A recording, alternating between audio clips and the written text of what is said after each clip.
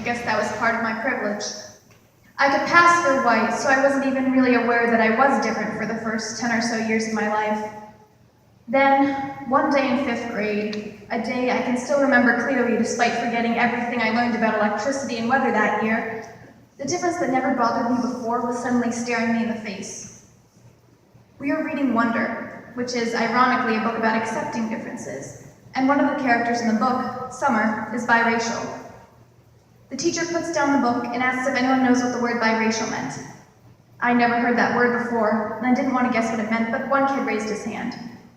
When the teacher called on him, he said, "It means a person like Valerie."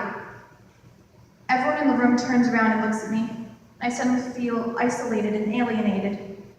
The teacher, a little flustered now, asked the student if he had permission to share this, and asked me if I was okay with it.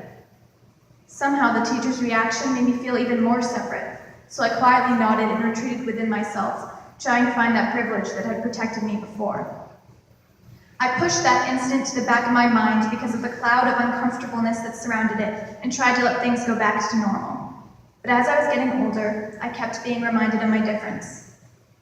I used to wear glasses to school, and one day when I took them off, a friend comes up to me and says, "I don't want to be offensive, but you look Asian without your glasses." People would say, "Oh, biracial people are so pretty, I wish I was just like you." People who say these things don't mean to offend me, but they make me feel uncomfortable, and then I feel bad for being uncomfortable because it's not like they were trying to hurt me, and it could be a lot worse. The privilege of passing for white to people who don't look too closely protected me from ignorant questions my friends received, like, "How do you say this in Mandarin?" or "What's my name in Chinese?" Even though most of my friends don't speak Mandarin, and not every name just has a Chinese equivalent that everyone knows.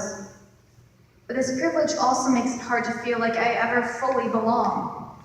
Ever since that day in 5th grade, when my difference was pointed out to me and the rest of my classmates, I've always been not Asian enough for the band kids' Asian Awareness Day, because do you even speak Chinese? Or not white enough to satisfy people, so they have to ask, "What exactly are you?" People are never really satisfied.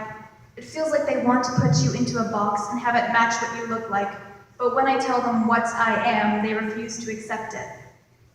Do they expect me to say, "Oh, I was wrong. I'm not half Chinese. I'm Native American or Filipino or whatever you think I look like just because you said so"? I had the privilege of looking inside myself and deciding which part of my identity I wanted to embrace. I could choose to embrace my Asian heritage and proudly identify as a person of color, or not fully embrace that part because a lot of people think I am white at first glance.